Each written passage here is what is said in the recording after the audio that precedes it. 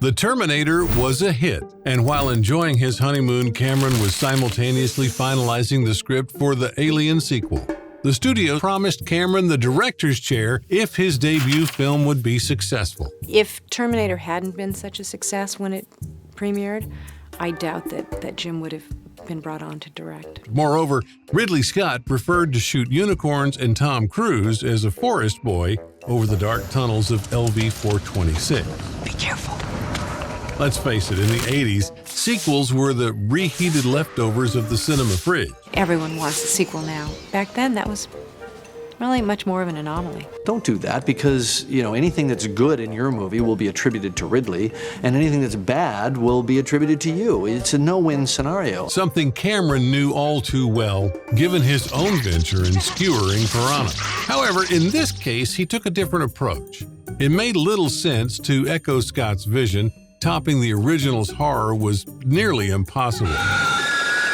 In the first movie, Ridley introduced a near-indestructible killing machine that terrified anyone unlucky enough to cross its path. So I had to come up with an end run around that would be equally entertaining for an audience, but in a different way. And to do that, we had to offer something in its place, which was an excitement factor or an exhilaration or something else, some other emotion. The sequel would shift gears toward action, featuring not-so-invincible monsters, spectacular special effects, and a metaphor for the Vietnam War? What? Yes, it's not exactly subtle. Good morning! LV-426. Consider this. The plot features a squad of heavily armed, tough Marines descending from the heavens in a spacecraft, much like a helicopter, intent on clearing out the dark, alien-filled corridors of a foreign land. Sound familiar? Just as in Vietnam, their brashness and underestimation of the locals led to dire consequences. Do you get it? To me, the whole Vietnam experience was almost science fictional in the sense that it was the first real high-tech war that was waged against an extremely low-tech enemy and lost. These twists helped snag Sigourney Weaver's interest, especially since she initially had no intention of reprising her role. Fox played a tricky game with Cameron. On one hand, allocated a generous budget of $18.5 million and allowed him to appoint Gail Ann Hurd as producer, despite some concerns about entrusting such an expensive project to newlyweds. But then Cameron discovered that Weaver wasn't even under contract yet. In fact, they hadn't bothered to contact her. I don't understand this. The script, written specifically for her, was approved and pre-production was underway. Yet the star of the show hadn't even heard about the film. I was making a film in France, and I suddenly got this complete finished script that was all about Ripley. I remember thinking, I can't believe that no one even mentioned it to me, but I was thrilled. Weaver was captivated by the author's fresh perspective, but made it clear it was time for Fox to show her the money. Then there became a contract negotiation in which Fox was not necessarily willing to pay her the amount of money that she wanted. To move things along, Cameron floated a rumor about replacing Ripley. Did IQs just drop sharply while I was away? This tactic jolted both Weaver, who saw the sequel's potential, and Fox, who had fallen in love with the original script. A few days later, they struck a deal. Weaver would receive $1 million for Aliens, 30 times what she earned for the original. All right, I'm in. It's not easy being the only human on a distant planet to survive an alien attack. Now imagine doing that and being 9 years old. That's the task Carrie Henn faces as Newt in the new movie Aliens. Take a look at her work at work with co-star Sigourney Weaver. My mommy always said there were no monsters, no real ones, but there are. Yes, there are, aren't there?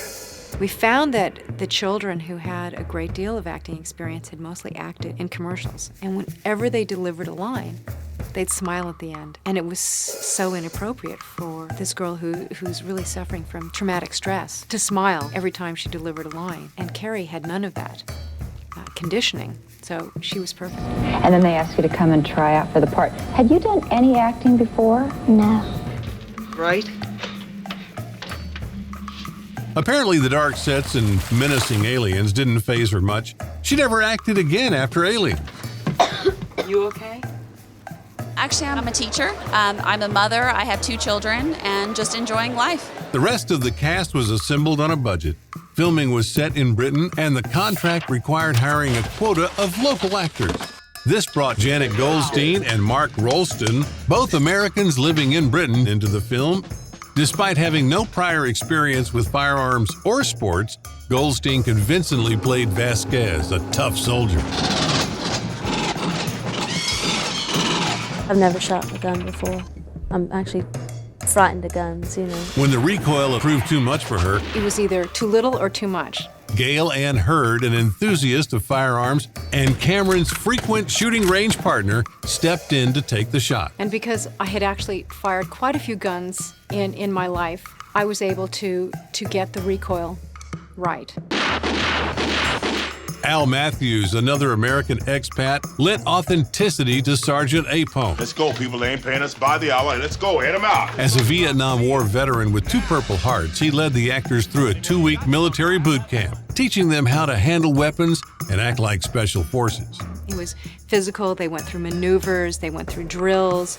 And Al was their sergeant. And they're handling it well. I mean, I have to put the boot in every now and then, but that's how it goes. Absolutely badasses. Let's pack them in. Get in there. Have a seat. We'll do a commercial. We'll be right back with Paul Reiser. Nice job, Paul. What is the film now? Alien. Oh, Alien. What is outer space kind of deal? Remember Alien? It's the sequel to Alien from about 7 years ago. Yeah. Ooh, scary. Yeah. I couldn't even. What part are you? I play Herschel the Water Boy. No, Paul Reiser stepped out of his comic comfort zone to join the cast as Burke, Carter Burke. I work for the company, but don't let that fool you. I'm really an okay guy. Paul managed to showcase his acting depth while simultaneously earning the title of most unlikable guy in the galaxy. Did you enjoy working with Paul? Paul has a nice smile, of course, but I wouldn't want to go so far as to say that we got along in any way. This is so nuts. I mean, listen to what you're saying. Cameron's old pals filled out the rest of the ensemble. Lance Henriksen, who had done his cinematic time with Piranhas and Terminators, finally landed a significant part in Aliens as the android Bishop. You never said anything about an android being on board. Why not? It's just common practice. We always have a synthetic on board. I prefer the term artificial person myself. A major preparation for Lance was the knife trick scene. The scene itself served as an homage to John Carpenter's Dark Star, a film that indirectly inspired Alien. And so I practiced for a month. I mean, I split the tops of my fingers, learning how to really go fast. And so when I got there, I was ready. The idea to place his hand over Hudson's was the actor's own suggestion. Trust me. Bill Paxton, whose hand became an unintended co-star in that knife scene, had been in Cameron's orbit since being roped into painting sets for Battle Beyond the Stars. I actually was his set decorator on a film about 4 years ago. That's how we met. Cameron kept him in the loop, giving him a shot in The Terminator and a role in Aliens that leveraged Paxton's ability to personify panic. Okay, I'm on it. Hudson, just relax. As for Michael Bain, he became Corporal Hicks by chance. Initially, the role was given to James Remar, who even began shooting in some of the opening scenes. However, he was dismissed due to creative differences. I got into hash, and there was some local heroin that I decided to try. And it wasn't a time where you got a friendly slap on the wrist and sent to rehab. They just got rid of you. Needing a quick replacement, Cameron dialed Bain. He said, can you be here Monday morning, take over this role? And I said, yeah, absolutely. So I picked up a couple of quick scenes and got right into it and didn't have to go through all the Marine marching exercises, And Besides the intense boot camp, the Marines also had to dive into the novel Starship Troopers, get comfy with futuristic weaponry. It's actually hard for me morally to justify being in a film with so many guns. I just find it very upsetting, and that's the biggest problem for me. I love shooting the guns. That's like the best part of my job. And add personal touches to their gear, like naming guns and decking out their armor with Lucky Charms. I put my girlfriend's name on there. It was Louise. I think my gun in the background here, I called it my bitch. You could see it says adios on the gun. So I came in, they'd done all the rehearsals, and they had actually been shooting for a week, so I took that actor's wardrobe. And the only thing that really bothered me about taking over his role and his costume and everything is, and of course I wore his armor, and it was a heart, and it was right over his heart, and I just thought, God, it just looks like somebody like aim. That's like, like a bullseye, where his heart is. That ain't so good. While the on-screen team brought color to the set, the real MVPs were behind the scenes. James secured the support of two legendary designers, Sid Mead and Ron Cobb. Ron had previously worked on illustrations for Star Wars and Alien, and in the sequel, he helped refine Cameron's sketches. Sid designed futuristic vehicles for Blade Runner and Tron, and for Aliens, he designed the spacecraft that takes the team to LV-426. Cameron described it as a huge gun drifting through space, which Mead exactly brought to life. However, when it came to the dropship design to evoke Vietnam-era helicopters, Cameron stepped in, guiding the final design with his own sketches. Similarly, the power loader, an idea Cameron had previously toyed with in Xenogenesis, was brought to life using Cameron's detailed drawing. Power loader was, I think, certainly our most challenging thing on the movie. We decided to build a stuntman inside it so that when Sigourney was in it, she was actually standing with her back right up against the stuntman. Get away from her, you bitch!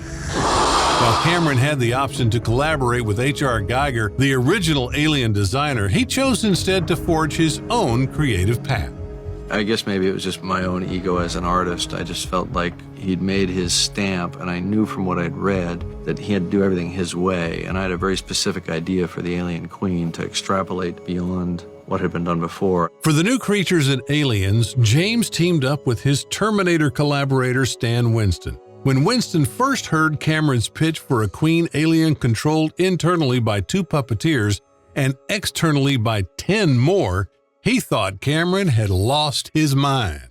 My second thought would be, yeah, we can do that. And within days, they had rigged up a fiberglass frame draped in garbage bags for a proof of concept. A trial run in the parking lot of Winston's studio quickly turned skeptics into believers.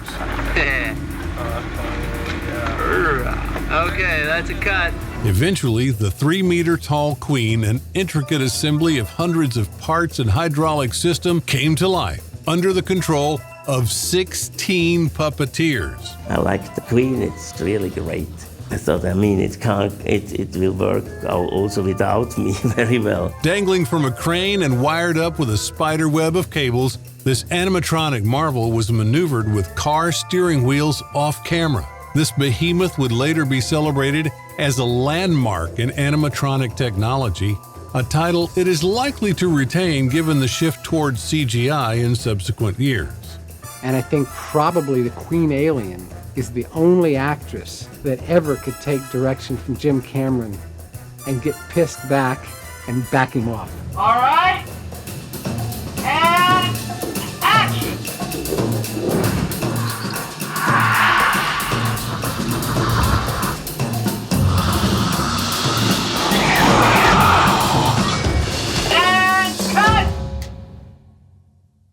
Besides the Queen, the film also starred many, let's call them standard xenomorphs. In the original Alien, the creature was portrayed by Balaji Badejo, a 7'2" Nigerian design student. For the sequel, Cameron needed a horde of aliens, but without an army of NBA scouts, recruiting a lineup of towering actors just wasn't going to happen. However, to make the height significant, the alien needed to appear in the same frame as humans, which rarely happens in the film. This realization meant that the height of the actors became irrelevant, allowing Cameron to employ acrobats and dancers with ordinary stature. Only 6 costumes were crafted, so scenes featuring alien attacks required some clever camera work and editing magic. The team also crafted dozens of alien dummies that were later blown up, crushed, and shot. Next, they upgraded the chest burster into an animatronic with limbs and designed facehuggers.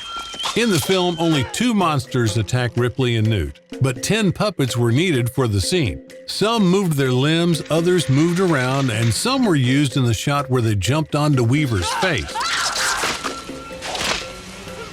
9 operators controlled the facehugger in the tube.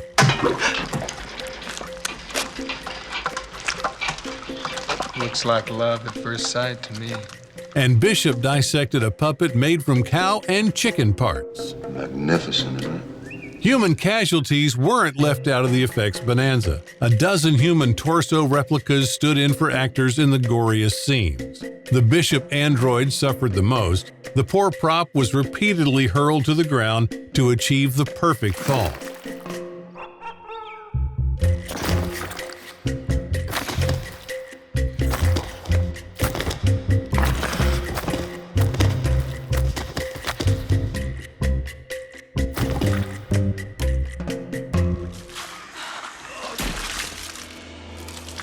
In later scenes, its movements were manipulated with ropes yanked from off-camera. Don't worry though, the android's blood is a mix of milk and yogurt.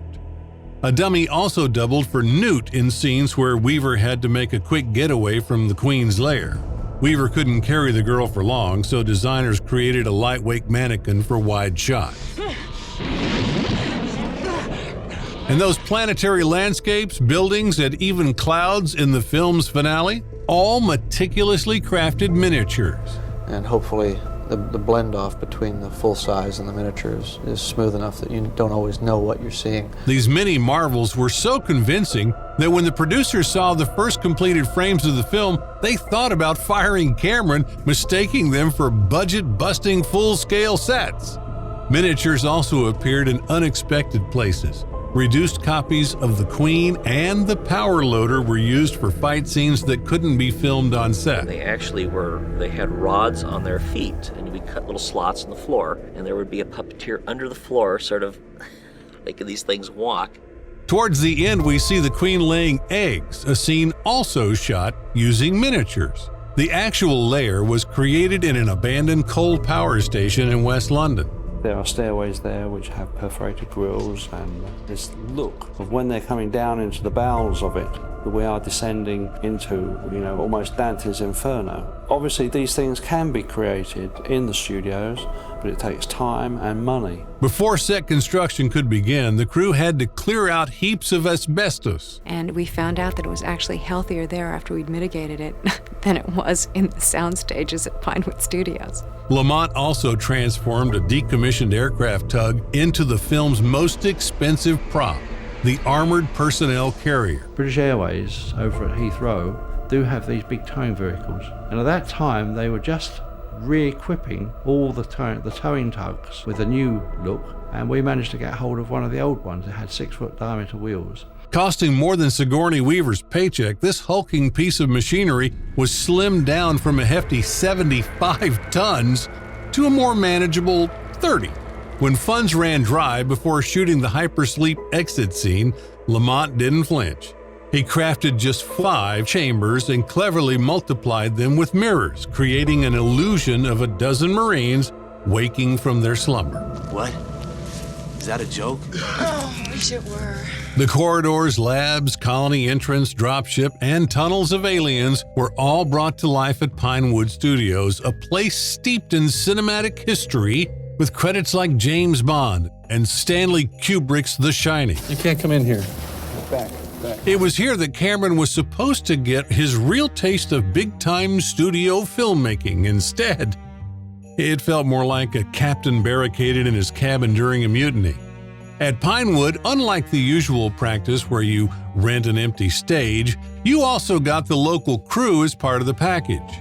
This crew treated filmmaking like clockwork factory jobs. They'd hit the pub for lunch and wrap up promptly at 5, tea breaks included. That's a union regulation in England, so you're going to have a tea break. Whether you murdered the tea lady or not, there'd be somebody there the next day at the same time. To them, Cameron was just some quirky outsider. I don't think they'd seen Terminator, and he kept trying to have showings, and none of them would go. Behind his back, they'd chuckle, dubbing him Governor and Grizzly Adams for his thick beard. Assistant director Derek Cracknell was particularly troublesome, often undermining Cameron's directions. He'd set up the lights and cameras his own way and took it upon himself to dictate the shooting of scenes. Having once been Kubrick's AD, he fancied himself more capable than this young American director. Yeah, right. Second team move up. Well, let if Michael watches and gets them going when he sees how to get to here. You have line of sight? Yeah, well, from over there. I was the first AD. I mean, he kept calling me love and sweetheart. Pick the stool up, love. The first time I walked on the set, the AD put his hand on my chest, and nobody ever touched me like that, stopping me. And I'm being from New York, I said to him, you ever touch me again, I'm gonna kick your ass. Things escalated when he convinced the crew to strike, a bold move that nearly derailed the entire production. Oh, hold on 1 second. This installation has a substantial dollar value attached to it. Cameron had promised the studio a quick shoot of just 2.5 months. But the combination of pub trips and strikes threatened to blow that timeline. Jim could not relate to what was going on. It was like they were having a party, and Jim was at war to finish this movie. It was a war. In a decisive move, he fired Cracknell and replaced his main ally, cinematographer Dick Bush, with Adrian Biddle, who had worked for Ridley Scott, including on the iconic Apple 1984 commercial. After the cleanup, Cameron gathered the team and tried to find a compromise, promising more time for tea breaks in exchange for genuine help with filming. While the mutiny ceased, Cameron's speech before leaving the Pinewood set spoke volumes about the challenges he faced. This has been a long and difficult shoot, fraught by many problems, but the one thing that kept me going through it all was the certain knowledge that one day I would drive out of the gate of Pinewood and never come back, and that you sorry bastards would still be here. He was very specific about it. After filming finally concluded, it was time to head into the editing room, where Ray Lovejoy was already waiting. Lovejoy wasn't just any editor. He was the wizard behind Stanley Kubrick's 2001 A Space Odyssey. Cameron was psyched to work with him, but quickly found that Lovejoy's methodical, almost leisurely pace didn't mesh with his own style. Cameron craved dynamic cuts, quick flashes of aliens, tight close-ups, and stark white blasts to punch up the explosions. Lovejoy, on the other hand, liked to let scenes breathe with long, contemplative pauses. The end product snagged an Oscar nod.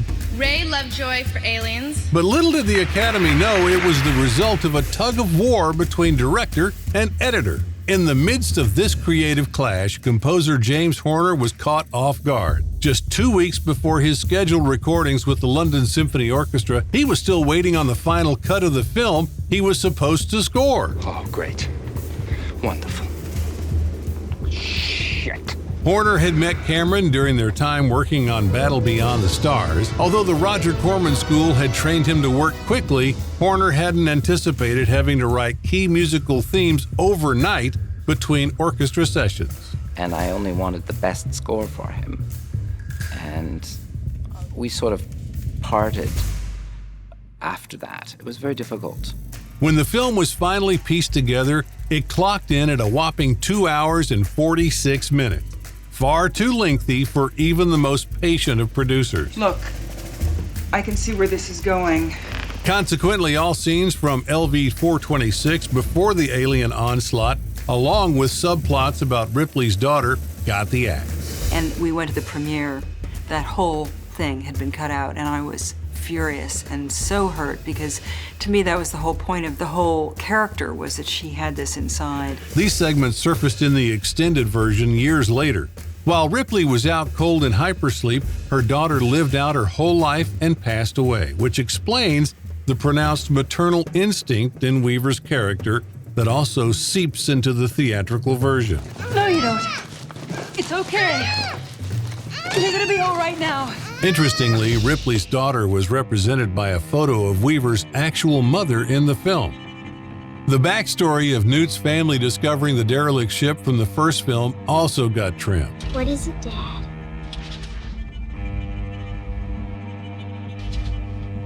I'm not sure. These cuts brought the film down to a more manageable 137 minutes. Initially, the studio execs bemoaned even this length, but halfway through the screening, they knew they had a hit, not just financially, but as an actual cinematic gem. It's 1 in 1,000, really. The global premiere in July of 1986 was nothing short of a triumph. The film raked in $130 million worldwide, not just thrilling the filmmakers, but also rescuing the studio from the brink of closure. Fox had changed owners several times over a few years and was constantly losing money. Cameron, however, played the role of studio savior. A decade down the line, Fox would place a whopping $200 million bet on his next epic. But let's not get ahead of ourselves. Meanwhile, the sequel achieved the unprecedented. It surpassed the popularity of the original, brought new fans to the franchise, and received 7 Oscar nominations, a rare event for a science fiction film. For ages, the Academy had treated sci-fi like the fast food of film genres, but Aliens changed the game. The film scored nods for James Horner's score, Ray Lovejoy's editing, the bone-rattling sound, and Peter Lamont's set. The sound editing team grabbed an Oscar, as did the wizards behind the visual effects. We'd like to thank the members of the Motion Picture Academy, our producer, Gail Ann Hurd, and most of all, the creative genius responsible for it all, Jim Cameron. The crowning glory was the Academy nodding to Sigourney Weaver's stellar performance, a first for an actor in a sci-fi film. The sequel elevated her career to a new level, after which she no longer had to negotiate for a salary. I don't believe this. So that brings up Alien 3. Well, again, I think they would have to twist my arm the next time. But of course, I didn't think I'd do this one either, so... And we're fucked. Thus, Cameron gave Hollywood 2 hits in 2 years. He saved Fox from bankruptcy and received carte blanche for his next project. Please hit that like button, subscribe, and ring that notification bell. It helps us out a lot. And thanks for watching.